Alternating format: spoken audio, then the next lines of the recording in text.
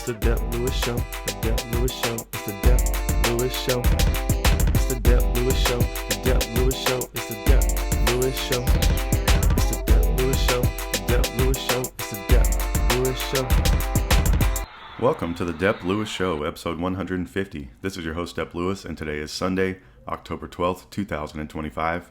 A great day for a podcast about video games and more. So welcome to the show. I hope you're doing great out there in the world, wherever and whenever you're listening to this. Thank you so much for being here. The first order of business is to ask you to follow Dep Lewis Show everywhere. Full episodes of Dep Lewis Show available anywhere you can find a podcast. So find the best place to subscribe and listen weekly. Places like Apple Podcasts, Spotify, Google, YouTube, Amazon Music, and more. YouTube is also a great place to watch me play some games live or check out the videos later. If you would like to support the show even further than just listening, patreon.com/Dep Lewis Show is available if you'd like to subscribe monthly. Also, Venmo at Dep Lewis Show is available any day, anytime, for any amount if you would like to support the show. Today's show will have three sections as always. The first section, I'll tell you about what video games I've been playing since I've last talked to you on this microphone. I have a pretty good update there. A few different things that I've been playing, and even picked up a few, I guess not new games, but a few new old games. The middle section of the show, the mid section, it's not mid in quality, but that's where I tell you about everything you need to know going on around the video game world. So I would say that's the most important section each week. And the third and final section, the Miscellaneous Talk section, where I can talk about anything I want to outside the video game world. And I'm going to get into the worldwide world of sports there, as I like to do, and tell you what's going on with all my favorite teams. There is one of my teams playing today in just a couple hours against the Dallas Cowboys at home in Charlotte. The mighty Carolina Panthers trying to defend the bank, trying to get another win at home and remain undefeated at home, which I guess they've beaten the Falcons and the Dolphins, so it's not the most crazy impressive thing. But when you're a Panthers fan, you have to hold on to anything you can that's positive. So that's the plan, and that's what we'll be talking about later in the episode. But the first thing to get into are the video games, because that's the most important thing here on the Dep Lewis Show. So what have I been playing since I've last talked to you? I've been doing a lot of racing is what I've been doing. So I've been playing some Mario Kart World, which I do think is the best video game, or my favorite video game of the year. So it's tracking for the Dep Lewis Show, the most prestigious Dep Lewis Show award each year, Game of the Year. I think Mario Kart World is still a strong contender for that. In the past week, I've mainly been doing some online racing. There was a part of last week that I had a note here on my podcast. I was like, on my podcast notes, I was saying, do I suck at Mario Kart World? Is this game really hard? Am I ever going to have a positive finish? And then the other day, I'm not a first place finisher, so Ricky Bobby would not be proud of me, but I got a second place finish. So I think that is some clear progress. And I was right there at the end with that person, and he like snuck it out and took me over for the win. So I didn't even realize that I was that close to getting the golden goose, or the holy grail that I've been trying to get as a win in Mario Kart World. But I got in second, so I think that might be enough to keep me around for a bit. I was about to come on this podcast and say, declare that I stink, or declare that, is this game too hard? Is it too random? Am I ever going to get a top finish? Is there any way to be consistent in this game? And I still don't know if that's true, but I did get a second place finish yesterday. I believe it was yesterday, and that has restored my hope a bit in the online racing. But I've been having a whole lot of fun with this game. I've even been having fun losing in this game, but I was wondering recently, I have really made no progress, and they have a clear number that is associated with your rank in this game, and I have not been able to get over 7,000, so I'm in the 6,800 range. It's a number that just goes up based on your ranking, so I've been low as 6,000. I believe that's where you start. I don't know if that's true, actually. I feel like I was just stuck at 6,000 for a while, but I moved up a little bit, but I really stagnated, and I've been playing a good bit of the online racing recently. I think I'm an okay kart racer, but maybe not. Maybe I just stink, and that could be the possibility here. But who knows? But I got second, so maybe next week or a future week you'll be hearing me say that I got first place in this game. So I've been having a lot of fun with this game. There is another kart racer I've been playing. I'm going to talk about that in a second. But the difference I feel from Mario Kart World between the other kart racer is the actual racing in this game just feels so smooth and so fluid, and the drifting is just so nice that it really is just its own thing. And I've been playing Sonic Racing CrossWorlds is the other game I've been playing and really, really enjoying, and wondering if I like it more than Mario Kart World. And I think I may like them equally. They're just kind of doing different things. But I think there's a lot of merit to both of these games, and I've been kind of trying to compare them in my mind and think what's different. And going back to the racing for Mario Kart World, it really just does feel so smooth. And that's the difference. The main difference I feel from Sonic Cross Racing CrossWorlds is almost like you're flying like a hover ship. It's almost a little more like F-Zero kind of racing. So you're still racing. I'm not saying it's not smooth. It's just a little bit of a different style, and they're both equally fun, I would say. So I've been having a great time with both of these games. So those are the first two games I want to talk about: Mario Kart World, and then I've been playing Sonic Racing CrossWorlds, which has been, I think that game has been the biggest surprise to me of something I've been enjoying this year. So maybe that'd be a good category to do at some point, like biggest surprise to me, like something I wasn't planning on throughout the year that really surprised me and has been fun. And that's definitely been this game. And this game, I've even thought, hey, it can maybe sneak up there for my favorite game of the year. There's still a couple months to go, so I think that might be a little bit of a high bar for it. But I don't know. It's been really fun. So I've been playing this game. I've been loving the Grand Prix. After you complete all the Grand Prix on one particular difficulty, you unlock a secret Grand Prix, or you unlock an additional Grand Prix, and then you unlock a secret Grand Prix, which is nice. And then it looks like there's also two, I believe they're DLC Grand Prix that are coming out. So I am even considering purchasing the DLC for this game at some point if it's going to add extra courses to this game. And even getting the extra characters would be nice, but I think the extra courses would be the real reason for purchasing the DLC for me. But getting some characters along with that would be nice. But I've been mainly using just a few characters in Sonic Racing CrossWorlds. I've been really stuck on Tails. I think Tails' best thing is acceleration. So I've been pairing that with a speed Kart, and that's been a decent enough outcome for me. I started using Knuckles. Knuckles is a power character, and I may go back to some Knuckles as well. And Amy Rose has been the other character I've been playing, or I'm intending on playing. And those are all, besides Sonic, the main characters I know that I like from Sonic. And there's a whole big roster of other Sonic characters that look cool here, so I might end up trying some of those. But I've been sticking with what I know, trying to get my lay of the land and get a feel for this game. And I've been having a whole lot of fun with this. So Tails has been my main character. I did end up seeing the credits in this game, so that's pretty funny. So I guess when you complete the Grand Prix, you get to roll the credits in this game. So this game's definitely going to be getting mentioned somewhere on my Game of the Year or the Dep Lewis Show awards of something I like, at least an honorable mention or something, because it's been extremely fun. I've been learning more about the game. Like I was saying, it feels a little bit more like F-Zero, I guess, just because some of the speed stuff. And I've only been doing the lowest speed setting. I've just bumped into the second one a little bit, because I've completed all the Grand Prix on the base level. So now I'm going to move up to the second one. I think there's three or four speed tiers, and I just unlocked a mirror tier as well. So I've been learning the items in the world. I've been learning how the stuff works across the world, and I'm trying to think of other things that I've learned since last week. If you want to, I think I understand about 90% of the items. There might be a few in there. I don't exactly know what the magnet does besides you throw it at an enemy and it slows them down. There's an item that turns you into a big block that just stagnates you on the map, and I really hate that.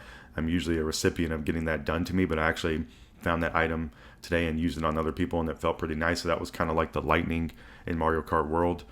But the other mechanic in this game, there are tons of coins on the map, and if you are at max coins, which are 100, and you can lose coins or gain them. So if you're at 100 coins, though, you are able to get to your max speed. So that is another element in here of wanting to, I guess, like that's like maxing yourself out so you can really be doing well. So I think you want to ABD, sorry, I messed up my own catchphrase. Always be drifting. And in this one, you want to be doing tricks when you're going over jumps, which is fun because you're just pressing forward or left or down. Any direction on the analog would do a trick. And if you do a trick, it gains you a little bit of a spood boost. Kind of like hitting the boost over the jumps in Mario Kart World, and that gives you a little bit of a boost, or hitting the turbo in that game. So that's one of the differences. That's pretty fun. There's tons of coins all over the map, and you want to collect them. There's also some I think they're just random collectibles on the map. That is there's like 6 targets, and you want to collect them on the map just to say you did it. So I think that's kind of cool. One cool mechanic from this game too, Sonic Racing CrossWorlds, is you have a rival when you're doing the Grand Prix, so it assigns a rival to you. I think you can elevate the difficulty of your rival, or you can choose between different ones with different difficulty levels. And really, it just has someone that is going to be one of the better racers in the Grand Prix. He's going to be, or he or she's going to be talking trash to you, a little bit like that. And then you're going to actually earn some more credits at the end that I haven't really determined what you get the credits for, but you're earning some like in-game credits all the time, which is really fun, and seeing some type of progression. And I don't know if it's just like titles or backgrounds for your name, but pretty cool nonetheless, and it feels like you're getting something each time you do a Grand Prix and adding to a total, so that's nice. I'm probably going to end up having a lot of these credits and really nothing I want to spend them on or whatever, but been having a lot of fun with the Grand Prix, having a lot of fun with the rival racers. I'm trying to think what else in particular I like about this game so far. I did try some of the online racing this morning. I couldn't find the particular way to get in just to matchmaking where you can be racing people, but I did get into this like festival thing where it was 3 teams of 4, and you're not tethered to your teammates, but it shows your order and positioning of like where you at in the field. So you don't want to be, so like it's really calling you out if you're doing the worst on your team. And it was wanting us to do spin drift, so we were spin drifting all across the map, and I ended up getting 8th out of 12th. I don't remember where my team finished, but it was a kind of a fun intro into the online world. I don't know if this game has just direct matchmaking and do some races, and that would be a little bit of a disappointment there, but I really just jumped in there this morning trying to check it out because I wanted to know, and I've just been having fun with the Grand Prix stuff. So let me think what else about this game I've been thinking is different or makes it unique. You also have in there the map will switch up. So you're racing a course, and on I don't know what lap it is. Just comes. There's a set pattern to this, but I can't really recall it at this point, or I'm not really used to it as much. But there will be a choice. If you're the leader in the race at a particular point in the race, you can choose which course the race is going to transition into. So you can actually pick one on the left, usually as like a predetermined course, or you can pick random on the right. So you have your choice. If you like the course on the left, you're able to pick it, or if you just want to go random, you can do that. So it's like a Ratchet and Clank Rift Apart kind of rift you go through, and then you end up coming through another level. And it's just a really cool mechanic. It keeps the game fresh, it keeps it varied, and I think is a really, really smart thing. And it just looks impressive. Another really cool touch in this game. So this game's really fun to control. It's really fun to drift around. I talked about the coin mechanic. I talked about the portals. Talked about the different characters. You have different rivals. There's all sorts of checklisty stuff in the menu. You can see which rivals you've completed a Grand Prix against. If you can complete a Grand Prix against every rival, you unlock some in-game currency stuff. So there's all sorts of little checklists and things. Picking your favorite characters. And I've been having a whole lot of fun with this game. So Sonic Racing CrossWorlds, it's been a great surprise for this year. And I'm going to definitely be playing more of this. I want to do a stream of it at some point. That one's on my short list of things to stream. So you can check some of that out on YouTube if you would like to see me play it. So those have been the 2 kart racers I've been playing this week, Mario Kart World and Sonic Racing CrossWorlds, and I've been having a whole lot of fun with those games, and I think they're definitely going to have a good position for games of the year, and I'll definitely be talking about them more on the show because I'm having a whole lot of fun with playing them. Alright, so what else have I been playing in the past week? I've actually completed a game, which is pretty impressive because I'm not something I typically do, and this is a game I've completed previously. So another thing that I don't typically do is replay games, but I've completed Super Mario Galaxy, and this is the version on Nintendo Switch 2 that is in the Super Mario Galaxy 1+2 collection. So I've just completed the main story in this game. I saw credits. It's around 60 stars, so that's about half of the stars in the total game, but that's all you need to go complete the big fight against Bowser. So a little bit of a precursor to Breath of the Wild there in this game. I'm just seeing more and more correlations between some of these games. And it's pretty cool, going back in the history and then playing some current stuff. You can kind of see the lineage or the lineage of maybe where some of these things came from. So in this game, you are, you don't need to complete everything around the whole world to go take out the boss. And that's kind of like you can go fight Ganon from the beginning of Breath of the Wild. So I'm around. So I completed this game. Very exciting to do so. The Bowser fights in this game are really fun. And my next plan for this game is to 100% it. So I did 100% this game back in the day, back in 2007, 2008, whenever I did that. And I want to see if I still got it. I'm an older gamer. Let's see if I still got it to complete Mario Galaxy to 100%. I don't really have a time constraint on when I'm going to do that, but that is my plan. I think that's my next big video game challenge to myself is see if I can complete Mario Galaxy 100% once again. So I am surely on my way. I'm feeling pretty confident here at the halfway point.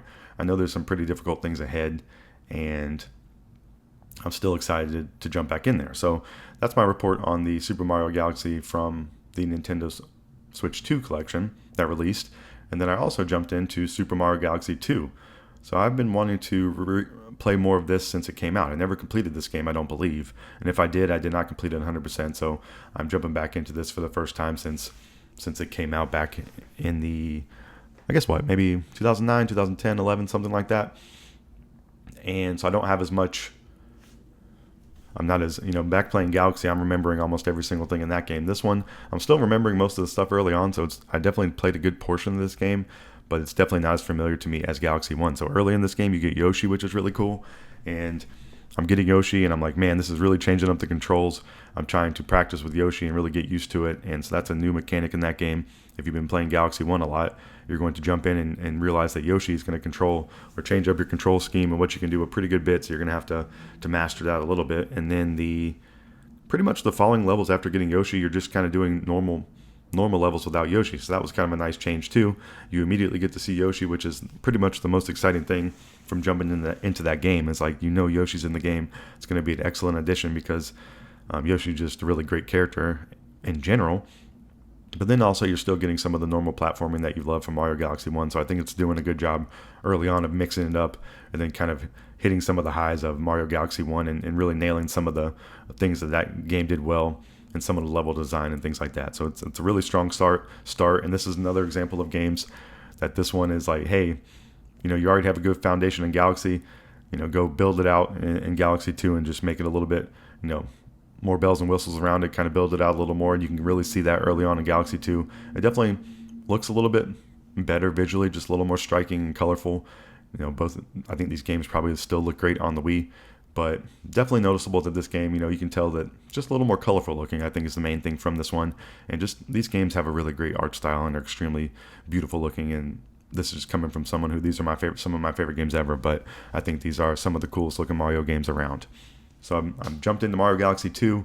I want to complete this game just in general would be my first goal here. So I don't know if I'm going to, push that right away or kind of push towards my Galaxy completion, Galaxy 1. But either way, I'm excited to have both these games on the Switch. It's really nice. I've been playing some of this in handheld, and it just feels so cool going from playing these on the Wii, loving these games, 10 out of 10. Wishing you could play it on a normal controller was kind of the only downside to me back in those days. But even the greatness of these games, I feel like, matched up to the controller, well enough where it didn't really hinder it in any way to me. And being able to play these games now in 4K with the Pro Controller from Nintendo, and then even be able to play these games in handheld, it just feels really, really cool. These games hold up extremely well. I think the motion control stuff in this game is perfectly fine. I think Galaxy 2 has a little bit more of it. Already with Yoshi, you're having another control mechanic in there, but it seems almost kind of fun. Like, I've been enjoying it. So I think it's like the perfect inclusion of motion. I haven't had any problems with the motion in the first game, really, besides, some of the motion sections are a little bit difficult, but that's something that I've heard more about Galaxy 2 that I really can't remember, that there's more motion stuff in there, and I have noticed early on that there already is like another core mechanic that involves motion, so doubling it up at least. But it's been pretty fun. It's the Yoshi tongue mechanic of shooting things around the world. So just something involved with Yoshi. And like I said, I don't think Yoshi is involved in every level in this game. So it's something that's mixed in there. And I think they're doing so in a pretty good way. All right, what else do I want to say about Galaxy 2? It seems like there's a pretty strong emphasis on the power-ups early on, so that's pretty fun. And one of the cool ones is the drill. And the drill actually lets you drill through the level or the planet that you're on and pop out the other side. So just another thing that reminded me of Tears of the Kingdom and the mechanic where Link can go up through anything in the world, which is pretty insane of a modern mechanic. But this was a little bit of the past of it. You can really see I'm sure they've done this in other games, but I'm just noticing it. It's a really, really fun thing to do, is to shoot through the entire world and come out the other end. And in this case, with the drill, you want to shoot out the other end and you're hitting an enemy with the drill. So it's just really fun because you get the pop at the end of it too. So these games, I really can't. These games are pretty much perfect to me. They're some of my favorite games of all time. I think even replaying Galaxy might be pushing it up to be in that slot of my favorite game of all time. I've been saying The Last of Us 2 is my favorite game of all time since that released, and I played it, and I still think that's the case, but I think there's been some other things creeping up there as time goes on, and just something that I'm going to keep track of over the years and definitely tell you about on this show. So I've been having a whole lot of fun with the Galaxies. Now, one thing I want to say, if I do say so myself, is I was wondering, so I picked up this Galaxy 1+2 collection, and I also do have the 3D All-Stars collection that came out, years ago, that has Mario 64, Mario Sunshine, and Mario Galaxy. And I was like, hey, I wonder, how much different is that version? That was my question even before buying this. collection, and I was like, man, I just determined I love this game. I'd like to play it in the best form possible, even if it's just a slightly better form. I want to try it out. Maybe, I really, at that point, before buying it, you don't really know, but in my thoughts, I'm like, maybe it'll exceed my expectations, and I really don't think it did. And then I think it does look better. It looks great, but going back to play 3D All-Stars, to play Galaxy in the 3D All-Stars collection, I really don't think there's a huge difference besides some of the cutscene stuff.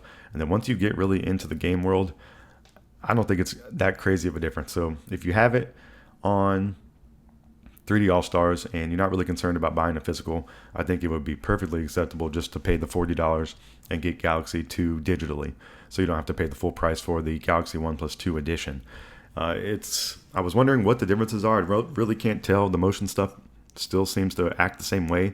I think maybe there's a change to the motion stuff in handheld, but I did not try that out last night. So that might be the other thing I want to check out and try. But even booting this game up on the 3D All-Stars last night to try it out, I started playing some of it. I'm like, man, I just completed this game, and this is just another digital download of this game I own, but just an extremely fun game. So if you are in that scenario and you don't want to buy physical stuff, I would say it's perfectly fine to pass on the digital version of this new Galaxy if you already have the prior one. But I think if you don't have one yet, I think it would be better. Well, you can't buy the other one now because they delisted it, but I don't think it's a striking upgrade really, or maybe not striking is the right word, but I don't think it's a significant upgrade to warrant the purchase. I don't think it's completely negative, but I really don't think it's that much of a difference on the visuals, and I think it's because the base visuals are already good. So, just something I've noticed there and something I wanted to try out and bring to you today. But if you are a fan of these games, you might want to play them in the best version possible, but I definitely don't think it's necessary. So those have been the main things I've been playing this week. And so I've been playing a lot of fun stuff, a lot of games right up my alley of some of my favorite things to play. So it's been really fun. I haven't been pushing myself to play as much new stuff, I guess. Well, I guess all these are kind of new things, but I've been playing some of my favorites, and it's been really fun. I picked up a couple video games yesterday. I traded in a few things, and then I also picked up a few things. So it was a pretty good day of video game stuff for me. I went to the local shop, traded in a few things that I determined I wasn't going to play, and my goal was to go in there and get a GameCube controller and get a copy of Mario Golf, I thought, because the GiantBomb.com, a great independent website, please go check them out. They were having golf week for whatever reason last week, so all their content was golf related. They were playing golf games all week. They had new golf branded merch on their store that looks nice, so please go check that out and support them if you like video game content. And they were playing Mario Golf on Friday as one of their grand send-offs on the GameCube, and I was like, man, I'd like to play that. So I went to the store, and they ended up having a copy of it, and they had a new OEM GameCube controller in really good condition, which was nice. And I took it home and played it. So those were the two things I picked up. That was kind of what I was going in there looking for.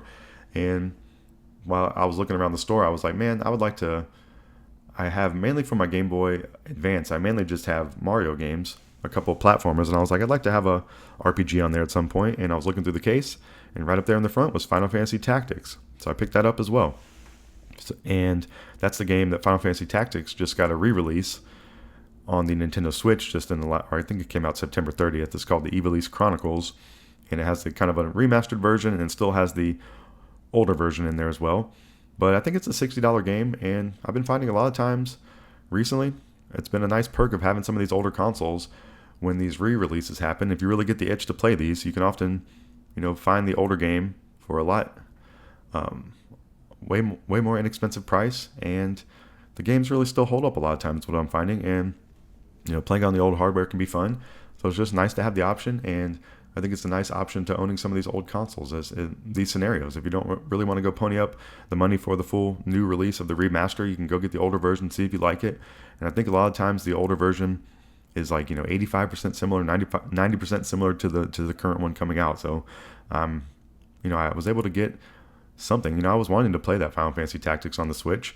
I was able to get it for, I get definitely less than half the price of the new release and be able to try it out. So I put this in yesterday, was playing a little bit of it. The things that strike me early on were the music from it and just the art style and the characters. It starts with a snowball fight that's teaching you the mechanics and the grid-based mechanics of the game. You get to name your character if you'd like to.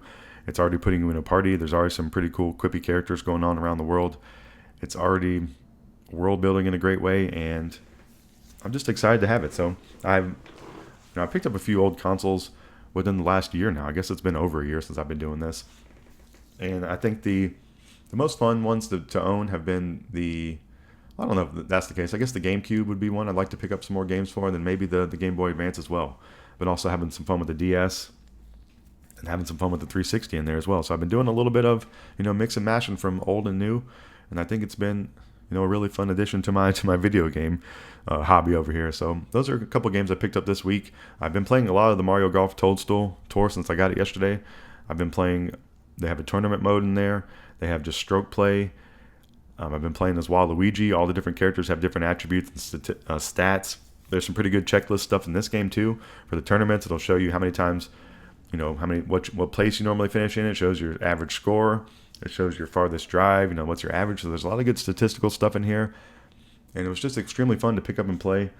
And I'm going to possibly stream that at some point too. So because I think that would be fun to do. And I don't think I've streamed any type of like older games on the channel yet. I think I've only done Switch and some PS4 kind of stuff, or PS5. So I might see me doing a GameCube stream in the future. The new controller really feels great. I gotta say, when I bought the GameCube console, it came with a third-party controller, which is okay, but it really doesn't do justice to the comfort of the original GameCube controller. So I just want to say that out there. If you're playing with a third-party GameCube controller, I think it's fine. These are all first-world problems. But if you hold a normal GameCube controller, it really is a world of difference in comfort, and was a extremely nice surprise, because when I got the third-party controller, I was like, man, this feels pretty good. I'm pretty impressed with it. But then over time, I'm like, man, this thing kind of hurts when you play with it. It's not really that comfortable. And I was like, man, our GameCube controller is really not that comfortable. But then if you hold an actual OEM controller, it really, really is. And I still think is one of the best controllers around. And a GameCube controller will only run you about $30 at this point. So not too terrible of a price. If you want to get a Wavebird, I think those are running about $90. So pretty crazy. But now at least I have a third-party controller and a OEM controller for whatever possibilities that may bring. But I gotta say, spend the money on the OEM, because it is actually a whole lot more comfortable. And so what else? What other thoughts? I got a lot of video game thoughts this week. It's been a pretty great week of video gaming, getting close to the end of the year. This has been the year of no direction on the Dep Lewis Show, so I haven't had a particular genre or anything I've been focusing on. I'm not really sure what it's going to be for next year. I've been thinking about different things: year of the backlog, year of the platformer, year of the favorites, year of the replays. I've been thinking about a lot of different things, but I'm pretty sure I'm going to have a theme for next year, so you just got to stay tuned, as always, and I'll keep you up to date on that. I think some of my main goals to the end of the year, I need to play more DK Bonanza, possibly finish it. I want to play more Hades 2. I had a problem. I went to stream Hades 2 the other night, but I don't know if it's a problem between my Elgato that can only capture up to 1080. But when I went to play Hades 2, I bumped my Switch settings down to 1080. But when I go to play it on the Elgato, it kind of scrambles up my picture on the screen that I'm playing. So I'm not really sure what's going on there. I tried to restart it a few times and troubleshoot it. There's probably a little more troubleshooting or looking into it I need to do. But my initial thought was maybe the graphics of Hades 2, even bumped down in the system settings, are just too intense. But it's hard to believe, because I'm playing Switch 2 games on there that are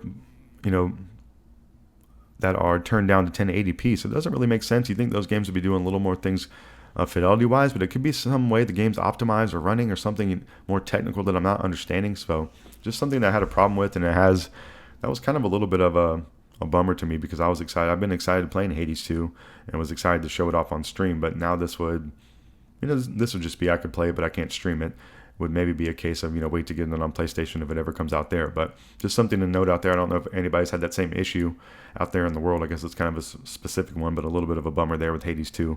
But I think, play some more Hades 2, play some more DK Bonanza, because I think those could have some position in Game of the Year for me. And then my other video game goal that I have out there is complete Mario Galaxy 100% again, to see if I still got it. So I don't really have a time constraint.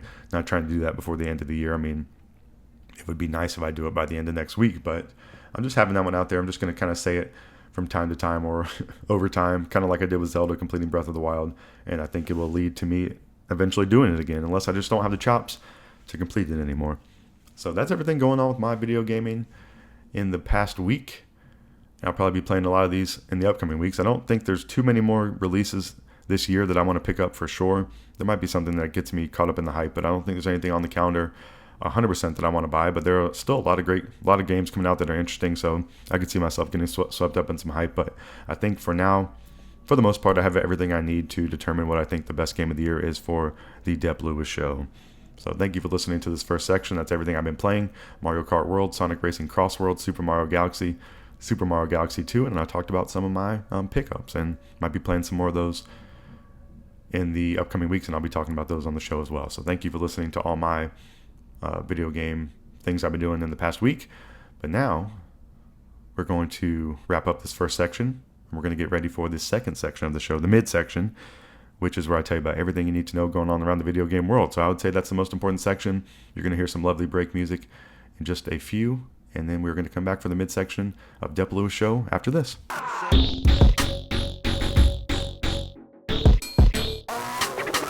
Welcome back to the midsection of Dep Lewis Show, episode 150. This is where I tell you about everything you need to know going on around the video game world. So the first thing I want to tell you about is I guess a little bit of a slight bummer, but not the end of the world. This is a game I was looking forward to that was coming out on Halloween. I don't know if I would like to pick it up on day one, but this is something I would definitely pick up at some point. But Mina the Hollower has gotten a little bit of a delay. So we don't have a new release date for this game, but the quote from the developer is pretty funny. They say it's a delay extravaganza 2, the tale continues. This week, this is their quote from the Yacht Club Games crew. The Yacht Club is the developer of Mina the Hollower and also the developer of Shovel Knight, if you know that game. But they say, this week our team made a tough decision. We decided to delay Mina the Hollower. The entire crew has been working tirelessly day and night to finish development for release on October 31st, but we're just not quite there yet. This isn't a major delay, it's just a stretch of time to apply some final polish and balancing to make the game truly shine. So I think that's perfectly fine. I think all games should do this if they're able to. I know sometimes there's probably like a financial constraint or something like that, but if you're able to take the time to put the polish on your game, I think that's a great thing to do. And I know it's a bummer to put a date out there and not make it, but it's worse to release a game that's not fully functional, in my opinion. The other point here too, I don't know if this delay is a little bit of a reactive thing to really great indie games coming out lately, like Hollow Knight Silk Song and Hades 2. Those are some incredible indie games, and there's still some ones from earlier in the year like Blueprints that people are playing, and there's probably a few more in the mix there as well. So there's definitely no shortage of great games to play in general, and definitely beloved indie games, which I think Mina the Hollower is going to be.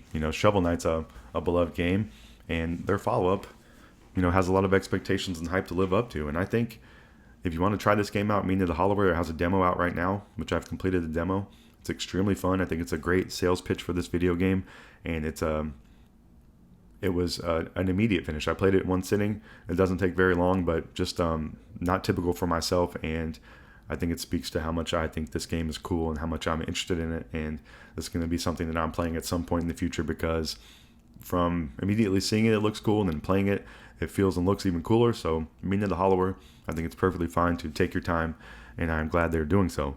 So this game is a multi-platform release coming out to Switch, Xbox, PlayStation, and Microsoft Windows. The demo is available now, so go try that out. And the back of the box talk on this game is take control of Mina, a renowned hollower hurtled into a desperate mission to rescue a cursed island. Whip foes, burrow through the ground, and explore a pixel-perfect world in Mina the Hollower, a brand new game from the developers who brought you Shovel Knight. So Mina the Hollower, a delay there, TBD on the new release date, but I think it's all for the good there. So Mina the Hollower, please go check it out because it looks extremely cool if that didn't come across. All right, let's talk about a video game that released in the past week, and that's Battlefield 6. This game released on this past Friday, October 10th for PlayStation 5, Xbox Series X and S, and Microsoft Windows. It's $69.99 US. The ultimate all-out warfare experience, fight in high-intensity infantry combat, rip through the skies in aerial dogfights, demolish your environments for a strategic advantage, harness complete control over every action and movement using the kinesthetic combat system. In a war of tanks, fighter jets, and massive combat arsenals, the deadliest weapon is your squad. So I've been hearing some pretty great things about this game. I've been seeing some pretty great things about this game. I think this is a little bit of a return to form for Battlefield and military shooters in general.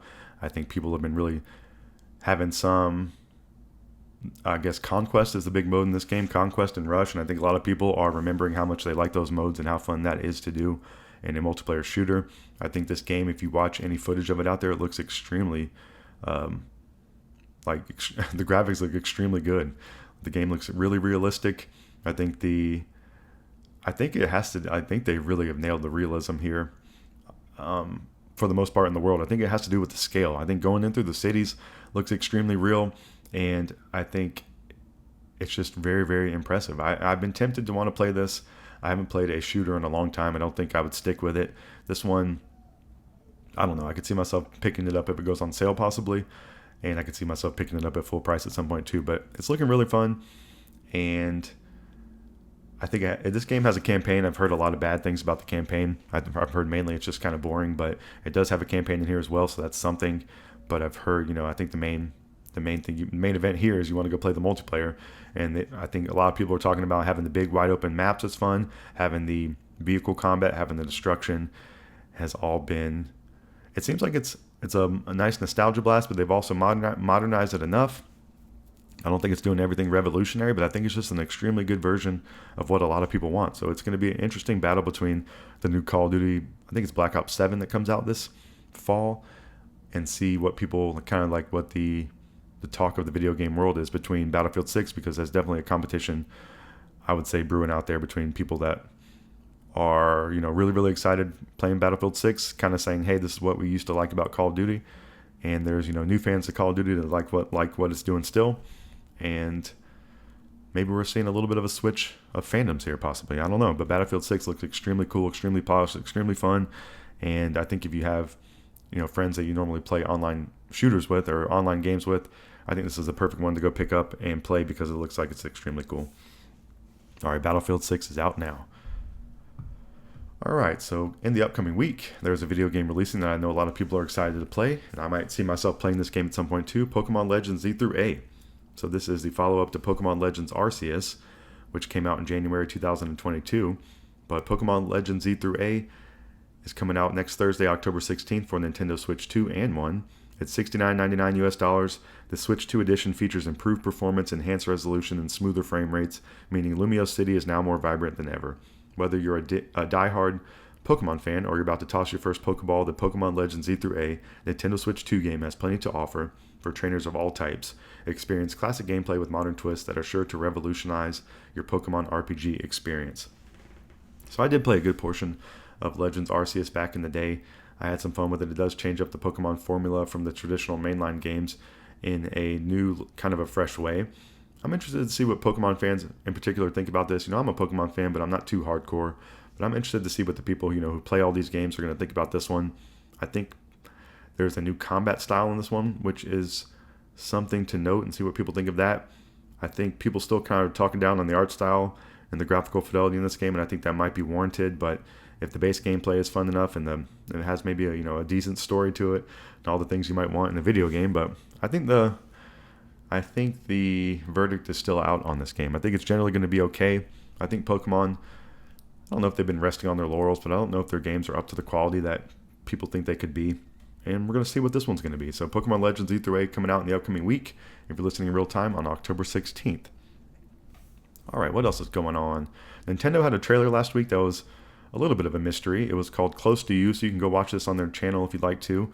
It had minimal information. It was really just it says Close to You in the description of the video, and it was like an animated short with a mom and a little kid in a room with a bunch of toys. It looked like it could be a commercial to like a Pixar movie, or I guess like a Nintendo movie or something like that at this point. But the video had 600,000 views on the date as of Friday, which was 3 days from the release of the trailer. But since then, we got another version of this trailer on the Nintendo Today app, so it's not easily accessible by everybody, but you have to have the Nintendo Today app, and apparently it does confirm the presence of Pikmin. So that was kind of the main thing. Everybody was speculating on, hey, what is this going to be? Is this going to be, what is this? And I think people noticed some vague Pikmin in the background, and I think people were kind of talking about just kind of the vibe and the aesthetic and look at it. Maybe some of the music in there were some cues to say, hey, this is Pikmin related. So it was confirmed through the Nintendo Today app that there are the presence of Pikmin in this trailer, and in whatever this is going to be. Pikmin 4 was just released in 2023.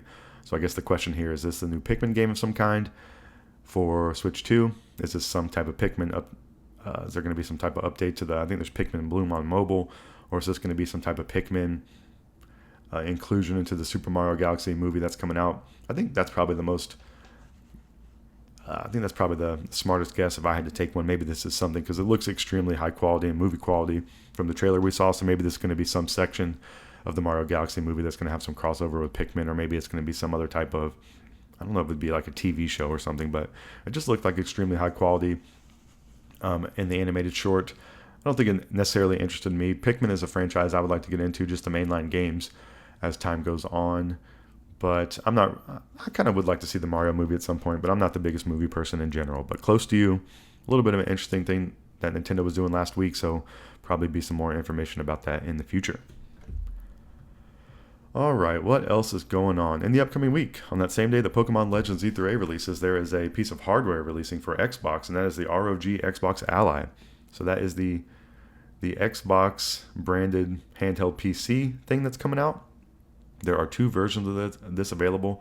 The 24 gigabyte RAM and 1 terabyte storage is going to be $1,000, $999.99. In the lesser version, I guess the more standard version, is 16 gigabytes of RAM, 512 gigabytes of storage, and it is $599.99 US dollars to purchase one. They're available for pre-order now. You can still pre-order them now if you'd like to. They're saying these are Xbox Anywhere, or you can play your Xbox Anywhere. Power of Xbox, freedom of Windows, craftsmanship of the ROG. This is and there's also, so this you can't play completely all of the games in your library, but I think it's a strong portion of them, and it's going to mark in the store which ones are handheld compatible, and the handheld compatibility program helps you understand when a game will work on your compatible handheld. Look for check marks in the Xbox app while browsing your library or shopping for games. This is something, I would like to have one if Xbox would like to send me one, but I don't think I'm going to spend my money on this out the jump. I don't think I really have a need for another handheld console. I just have the Switch 2 from this year, which I've been enjoying. I'm able to play my Nintendo stuff on there. It's seeming to run some third-party stuff okay. I think the big argument here on this is you'll be able to play the third-party stuff in a great way, especially if you have an Xbox as your main console that you use. I think this could be a really nice sidekick to it, even though it's a really expensive sidekick, and it's an even more expensive sidekick than the potential console, which is just, I think, going to make this a niche product, but I think it's interesting nonetheless. I could see myself picking one of these up at some point, possibly, but I think it would be in the far-flung future. I don't really have too much of a desire besides just my general curiosity of the video game world. But the ROG Xbox Ally, I guess the ROG Xbox Ally X is the more expensive one, and the ROG Xbox Ally is the standard version. So I'll be interested to see people who do get these, hear what they have to say, and I'll probably be talking about this some more on the show, just kind of telling you what I think the general vibe of the ROG Xbox Ally is. But that thing's releasing in the upcoming week on October 16th. So the video games are coming in hot, the video game hardware is coming in hot, and there's a lot going on. So next topic is just Xbox, a little bit of the rumor mill over here, rumor central for Xbox. I've been talking in the past week, there's been Xbox price increases, prices that increases the Xbox Game Pass, and people have been saying, hey, is there really going to be another Xbox console? I don't think their console sales have been lighting up the charts. They're making their stuff more expensive, and I don't know if it's been completely confirmed, but Microsoft is kind of reminding us that there is going to be another Xbox. They signed a multi-year partnership with AMD a couple years ago to enhance its next-generation hardware. It's most likely will be closer to a PC, but still a gaming console, allegedly. But I think all of this is up in the air. I think some decisions could be made to cut the cord here. I think I think I'm kind of 50-50 on this. I think maybe it's a little too far into the development for us to not see a console. I think it would be kind of a wild move if they were going to get out of the console market with this next one, but I don't know. I don't think I would be completely surprised. The Xbox Series X and S came out in 2020. It looks like next gen is being targeted for like 2027, it looks like, just from like a standard cycle. So this is all rumor mill stuff, but I think Xbox is in a precarious position here. They're bringing all their first party stuff to other platforms. They are giving you many ways to play an Xbox. They're talking about that free version of Xbox Game Pass or Xbox Cloud Gaming that has ads in it. So maybe they're going for a little bit of a different model from the traditional console experience, and maybe that's a good thing for them business-wise. But for people who are, older gamers or fans of consoles, they might be rubbing them the wrong way. But I definitely think there is something going on here, something changing, and I think it's certainly worth following some of these rumors, because I think we're going to begin some kind of changes around Xbox, or I don't know. I don't know if the changes have already kind of happened, and we're just I'm a little bit slow to the upkeep, but it seems like it kind of seems to me like they are trying to get out of the console market. Like they're maybe going to try to sell more of I don't know, something more comparable to a PC. I just don't know how different the business model or plan of that is, or how hard it would be to transition people over. I don't know. Or maybe it's just going to be the case where there's just going to be more options in the future. It's not going to be more of a one-to-one thing. There's going to be all sorts of varieties of options of things to buy in different price points. And maybe that kind of is the model that they're going to. So I don't know if any of this stuff is completely bad unless you're just really, really dialed into, having things stay the way they're going to be. But that's definitely just not the way things work. And I don't know. I think the options are fine. I think there's no way you can play all the options, but having the options is nice. So certainly I think it's interesting enough to follow. And some of these Xbox rumor things have been pretty good, so I'll keep you up to date on the rumor mill for Xbox. But I think they're in more jeopardy than I think they are in some room for growth, at least on their console side of things. And I guess their first party development of video games, I think that's all on a steep decline. And I don't know how much of a emphasis they're going to be putting on those two things in their business going forward. And my guess would be they're going to be putting less of an emphasis on it. So that's just kind of my take on it there. This is all rumor mill stuff for the Xbox. All right, what else do I want to tell you about going on around the video game world? A couple more things to talk about here. There's a lot of video games coming out in October. One of the kind of more, I guess, the bigger releases I think people are excited for. This is a franchise I could see myself playing more in the future. I played some of this franchise on the 360. That's where I got introduced to it myself. But there is a new Ninja Gaiden 4 coming out, or Ninja Gaiden 4 is coming out in the upcoming month. So I just want to put this on your radar kind of quickly, since I think that's a pretty big release. I don't know if I've talked about it too much in prior weeks. So Ninja Gaiden 4 is releasing Tuesday, October 21st for PlayStation 5, Xbox Series X, S, and Microsoft Windows. It's going to be $69.99 US for the standard edition. Developer Platinum Games, published by Xbox Game Studios. So an interesting tidbit there, because I guess Xbox bought Platinum Games. I don't know if that's the case, but maybe, I think we're going to be seeing more of these publishers' notes to say Xbox Game Studios. But Ninja Gaiden 4, the definitive ninja action-adventure franchise, returns with Ninja Gaiden 4. Embark on a cutting-edge adventure where legacy meets innovation and a high-octane blend of style and no-holds-barred combat. So very good ninja combat, very difficult. I think this game does have difficulty levels. And the other thing, this has been like the year of the ninja. There's been so many games, samurai, ninja, sword fighting games that have been coming out. I think they've all been pretty high quality from what I've seen. We have Shinobi, and it's been a good year for those. So I don't know if what this one's going to do to stand out, but a mainline Ninja Gaiden game, Platinum Games being the developer, published by Xbox Game Studios, I think it's going to be, hopefully exceed people's expectations. That would be nice. I think for the most part, this is going to be a decent game, a decent release. But I think there is some hope here. This game could be extra cool, so that's my hope for it as well. So Ninja Gaiden 4 releasing, not the upcoming week, but I think the following week if you're listening real time, October 21st, 2025. Another game that got a release date announcement that I know a lot of people are a fan of, and I think it's just cool that this game is so popular, and that's PowerWash Simulator. And PowerWash Simulator 2 has been announced, but now we have a release date, and it's very soon. So PowerWash Simulator 2, the release date has been announced for October 23rd, 2025 for Microsoft Windows. So I don't know if this one's going to come to Xbox at some point, but it's just Windows to begin. The developer and publisher is Future Lab. No price currently shown, but there is a demo. PowerWash Simulator is back, bubbling with fresh locations, soap-erier equipment, and splashy features. Effortlessly transform soiled surroundings into clean, serene scenes. Solo or with PAL, satisfaction is a spray away. So PowerWash 1 was in 2022. I think it was a pretty mega hit. I think it's one of the most popular sim games out there, or at least one of the most critically acclaimed ones, or ones you hear a lot of people are a fan of. And it's pretty nice that only 3 years later, you're getting the sequel to it. So PowerWash Simulator coming out for Microsoft Windows on October 23rd. And the last thing I want to talk about is Final Fantasy, because Final Fantasy is getting some new updated physical releases that I think are pretty interesting, especially for people who like to have physical versions of games. And the first one is a combo pack, which I think is extremely cool. They are introducing the Final Fantasy VII Remake, Intergrade, and Rebirth Twin Pack Physical Edition. It's going to be a combined set of the two games, so the first two games from the brand new Final Fantasy VII Remake trilogy in one package. So how cool. And you're getting the DLC from the first game too, the Intergrade portion of Final Fantasy VII Remake. And it's only, the coolest part here, and I really couldn't believe my eyes when I see this, And this could be a reason that I even picked this up just off of the posterity of just the solid they're doing to the world out here. But you can pre-order this currently on the Square Enix store and Amazon for $59.99 US. So I mean, what an incredible price point for 2 video games. It's really hard to believe that that's the case, and it's going to be now available. They're saying it's now available at select retailers while stocks last. So I don't know how long they're going to be selling this for. It's available, it looks like, for pre-order right now on the Square Enix store. I don't know if they're shipping these out right away. But just what a cool thing. Crazy value in there.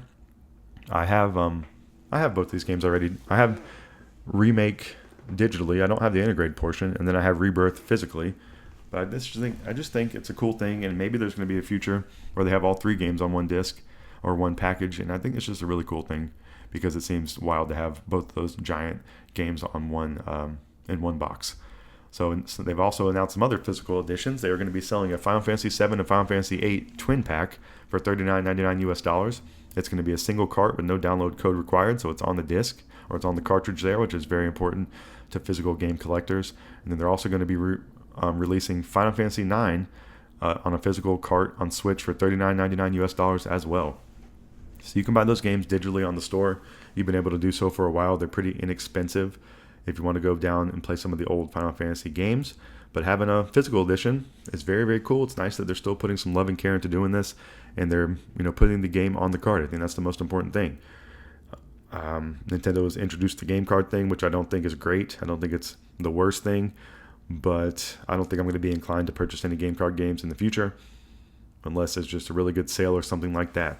So I think it's nice to highlight when these things are actually on the cartridge going forward, and I think this is a pretty cool thing here that Final Fantasy is doing. I think they have some pretty good, fair price points for these things, and I think that is a really nice trend.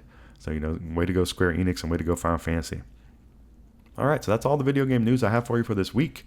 That's everything I wanted to tell you about in the video game world. We talked about Mina the Hollower, Battlefield 6, Pokemon Legends E through A, Close to You, ROG Xbox Ally.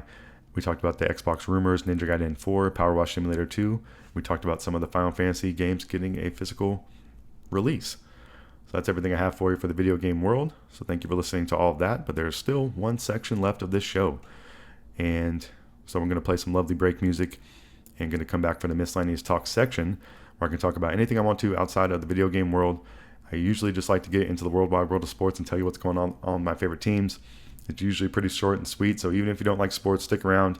You can live or laugh at the emotions I have for my favorite teams, which are, my teams are usually in various states of desperation. But it is a Carolina Panthers game day. They're going to be taking the field in about an hour and a half in real time, so I'm excited about that, and I'm going to be talking about it in the final section of Dep Lewis Show after this music.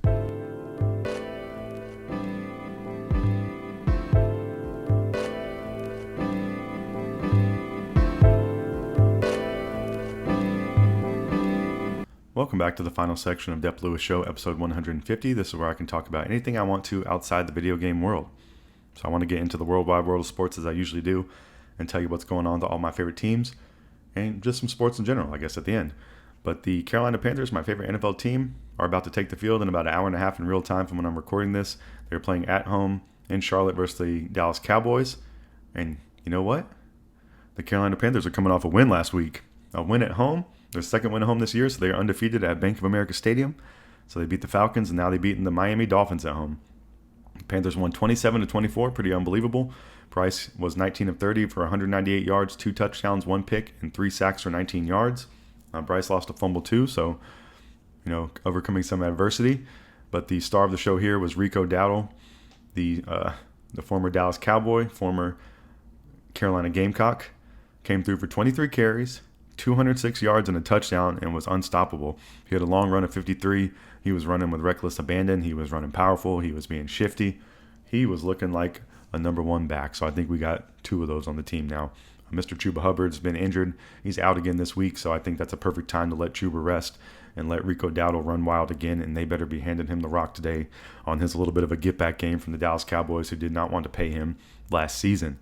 So, just shout out to you, Rico. You ran your ass off is what you did, so way to go, and help the Panthers get this win. Teteroa McMillan, the phenomenal rookie, who I think is one of my favorite Panthers on the team right now, had 6 catches for 73 yards. He looks like a professional wide receiver from day one. He's only going to get better if he can stay healthy. He's going to play a long time in this league and hopefully stick around and be catching the ball for the Panthers for a long time. So he looks incredible. Xavier Legette had 2 catches for 31 yards and a touchdown. So nice to see XL go out there and put some work on the field and get some progress, because he's had a little bit of a up and down start to his early career, but he definitely shows a lot of promise. And I know Panthers fans would like him to be doing well. They've been on his case a little bit. Even myself, I've been feeling that too. But I think T-Mac is clearly our number 1. XL can be the 1A or definitely the number 2. And I think that could be a crazy 1-2 punch along with Chuba and Rico. And if Rico keeps playing like he's going to be doing, some other team's going to be paying him a big bag of money at the end of the season. So Rico's going to get another chance today against the Cowboys. But last week against the Dolphins, Christian Roseboom led the defense, number 56, with 9 total tackles, 5 solo. After that game, Panthers were 2-3 record-wise, 3rd in the NFC South, and the Saints are 4th in the NFC South, but they're coming off a win last week too. So it is Bucks, Falcons, Panthers, and Saints for the NFC South. So the Panthers today are playing the Dallas Cowboys at 1 p.m. I think it's I don't know if it's certainly winnable game. I would hope it'd be competitive. I think Dallas is actually pretty good. I know they had the big Parsons trade in the offseason, but I think Dak's been playing good. And I think Dallas is favored by 3 today if you're a sports gambler. And I don't know. I don't know what to expect with the Panthers. I think that's a really hard thing to predict. But they are undefeated at home. They've been showing some signs. We have an outstanding rookie. Rico's running like crazy. So we got some really good running backs, and I just think they need to keep leaning on the running. Run the hell out of the ball with our 2 running backs. Throw the ball force the ball to Teteroa McMillan as much as you can. Don't forget about XL, and I think that's a perfectly fine offense. If Bryce can keep doing that, I think somebody should be able to keep doing that. And I think Bryce can, and I just think it's a little bit of a focus problem on the offense. I think if we can focus on those things and the defense can hold it up, I think the Panthers have some shot to win some games. I don't think they're going to win the Super Bowl, but I think they got some shots to win some games, and I think they have a little bit of a nice recipe going, and I hope to see them keep on cooking. So that's my plan. That's my hopes for the Panthers. So they're playing the Cowboys today at 1 o'clock, and next week they're playing at the Jets at 1 p.m. And some other, some good news. My fantasy team is 5-0. Got some guys back this week. I had a lot of players out last week, so it was nice to kind of get a win.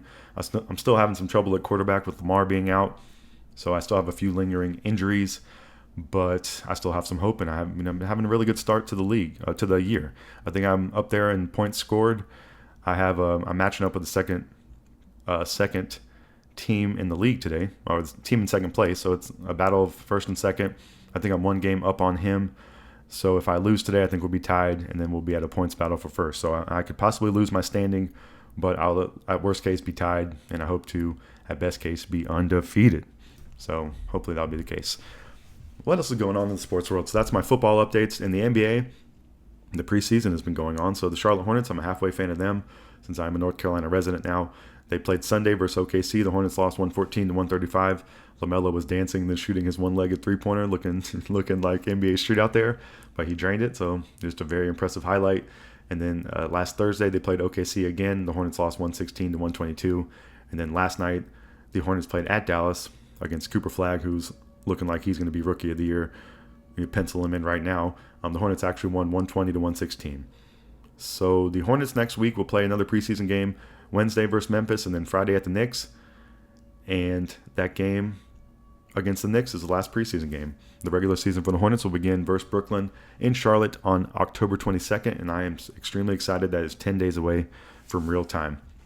But my favorite NBA team, the Atlanta Hawks, they have been in the preseason as well. They lost to Houston on Monday last week, 113-122. They beat Memphis last night, 122-116, and they will play Monday versus Miami, and then Thursday versus Houston to close out the preseason. 10-16 is the last preseason game for the Hawks, and the regular season begins on October 22nd versus Toronto in Atlanta. And I am very excited for the Hawks season. The starting roster of Trey, Dyson Daniels, Reece Shea, Jalen Johnson, and Porzingis seems very nice to me, and I hope these guys can stay healthy. I hope Jalen Johnson can take a leap. I hope Reece Shea can take a leap. I hope Porzingis can stay healthy. And then I hope Trey and Dyson Daniels can just go out there and do their thing. I got to think about what the bench is doing and what we're going to have production from the bench, because we're going to need a guy off there for sure. We're going to need somebody to come in and run the offense a little bit when Trey is not in the game. But I think I don't know, maybe it'll end up being a case where Ricochet or Jalen Johnson gets more into the offensive flow, and I think that will be the key for the Hawks having success. I think those two guys really need to get the offensive game going, and it's just a really exciting, interesting lineup, and I am very, very excited for NBA to start. And I'll be even going to a few Hornets games over the course of the season, which is very fun to do now that I'm a North Carolina resident. So that's everything going on with the NBA. Season's coming in hot. Looks like, not next weekend, but the week after, I'll be talking about some live games going on in the NBA. So very excited for that. So go Hawks and go Hornets too. My favorite Major League Baseball team, the Atlanta Braves, in the offseason, they did not make the postseason. They had a very disappointing season last year. But hey, 2026 is going to begin March 26th. Thursday, March 26, 2026 versus the Royals. But who's counting or who's waiting on that. As far as the MLB, the postseason is going on right now. It's been extremely fun, and there's a lot of great teams left that are fun to watch, so I'm happy about that. The Blue Jays and the Dodgers advanced as of Friday morning. And then the Tigers and Mariners had a Game 5, which was really, really crazy. I think it was 13 or 14 innings, and the Mariners came out winning that game. And then the Cubs and Brewers played the following night in the Game 5. The Brew Crew won that, so they're moving on. So the Dodgers and the Brewers, and the Mariners and the Blue Jays. The Mariners and the Blue Jays are taking place tonight. Game 1 of the ALCS is October 12th. And then Game 1 of the NLCS is taking place tomorrow night. Dodgers and Brewers on October 13th. So the Final Four are left in baseball. And should be really good. I don't want the Dodgers to win. I think I would be really happy with any of the other teams. I don't know who I'm really going for, those other three. The other three I really kind of like pretty much the same. I'm just kind of rooting against the Dodgers, I guess would be my main hope. But I really hope for some good baseball, and I would like to see some pitching duels and just some really close games. Maybe not those 14 innings, because that was really kind of stressful and going on for so long the other night. It was like the game that was never going to end. But those are the kind of cool moments that postseason baseball brings, and there's some kind of crazy mystique to postseason baseball. It's just extremely fun to watch. The weather's changing. The games, are so close. Every pitch matters. You're seeing all the best pitchers. You're getting all the best shots, and I think it's one of the most exciting postseasons that happen in sports. And I'm really just, sad the Braves aren't in it, but at least there's some cool teams in there, holding it down. So that's everything I got for you for the sports world. We talked about the Panthers, the Hornets, the Hawks, and the Braves. I want to say go Panthers for today. I hope you get a win against the Cowboys, and that is really my main sports hope. So just thank you for listening to all my sports thoughts for the week, and that's going to wrap up this section and going to wrap up the entire show. So I'd like to reiterate some promotional talk from the beginning. Please follow Dep Lewis Show everywhere. Full episodes of Dep Lewis Show available anywhere you can find a podcast. So find the best place to subscribe and listen weekly. Places like Apple Podcast, Spotify, Google, YouTube, Amazon Music, and more. YouTube is also a great place to watch me play some games live or check out the videos later. I beat Mario Galaxy 1 on stream the other day, and then I also streamed the beginning of Mario Galaxy 2. So if you want to go check those out, you can go watch those on my YouTube channel. And then if you'd like to support the show even further than just listening, patreon.com/Dep Lewis Show is available if you'd like to subscribe monthly. Also Venmo at Dep Lewis Show is available any day, anytime, for any amount if you would like to support the show. I would like to say thank you so much for listening. I've been having some of my best days of podcast downloads in the last 2 months. The prior month, September, was my best month on record. So I just really, really appreciate everybody listening to this podcast, and I hope you continue to do so. I had another good day this past week with downloads, so I just really appreciate it. It's really kind of unbelievable, and I hope those continue to grow. So just thank you so much out there for being a listener. And I have so much fun doing this, and it just is really nice that people are listening, and maybe more people will listen over time. So just thank you so much. I hope you have a wonderful week out there in the world. Oh yeah, there's something else. The Dep Lewis Show turned 3 over the past week. Something I wanted to mention the prior week, but October 9th, I guess, is the anniversary of Dep Lewis Show. First time I did this on a Sunday, so I've been doing this for 3 years now, and just shout out to that as well. Just really, really cool. Been having so much fun with this, and I'm excited where it's going to go. So just thank you for being along for the ride. So have a great week out there in the world. I hope you have a wonderful week. I hope you get to play some video games that are fun. I hope some of your sports teams win. I hope you have some time off work. I hope you get to eat something good. I hope you get to hang out with your friends and family, and just hope you have a good week out there in the world. And I will be back next time to talk about more video games, talk about more stuff, because that's what I like doing. And just thank you for being a listener. I'll talk to you next time. This has been the Dep Lewis Show, episode 150. Goodbye.